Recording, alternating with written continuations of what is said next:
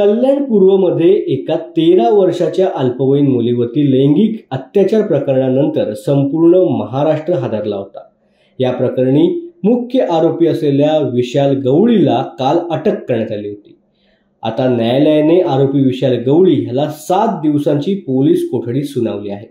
कल्याणमधील अल्पवयीन मुलीच्या लैंगिक अत्याचार आणि हत्येच्या प्रकरणानंतर आरोपींना पोलिसांनी आज कल्याण येथील न्यायालयामध्ये हजर केलं। तेव्हा सुनावणीच्या वेळेला न्यायालयाने विशाल गवळी आणि ह्या प्रकरणामध्ये सहाय्य करणारी त्याची पत्नी या दोघांनाही 7 दिवसांची पोलीस कोठडी सुनावली आहे। आरोपीला दिनांक 2 जानेवारी पर्यंत 8 दिवसाची पोलीस कस्टडी मिळालेली आहे। त्यामध्ये त्याचा पत्नीचा समावेश आहे। पत्नीला देखील त्यामध्ये अटक केलेली आहे। कशा प्रकारे केलं करण्यात आलेले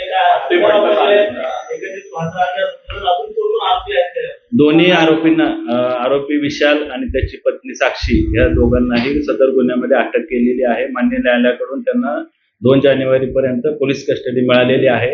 आता या कस्टडीच्या दरम्यान या आरोपींनी कशी हत्या केली, त्याचबरोबर कुठं हत्या केली, कोणतं हत्यार वापरलं, अजून यामध्ये कोणाचा सहभाग आहे का, त्या अनुषंगानं कोळसेवाडी पोलीस सविस्तर तपास करते।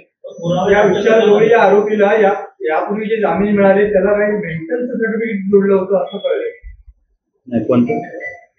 विशाल गवळी या आरोपीला 2 वेळा जामीन मिळाला होता। यापूर्वी त्याच्यावर 8 गुन्हे दाखल आहेत विशाल गवळीवर।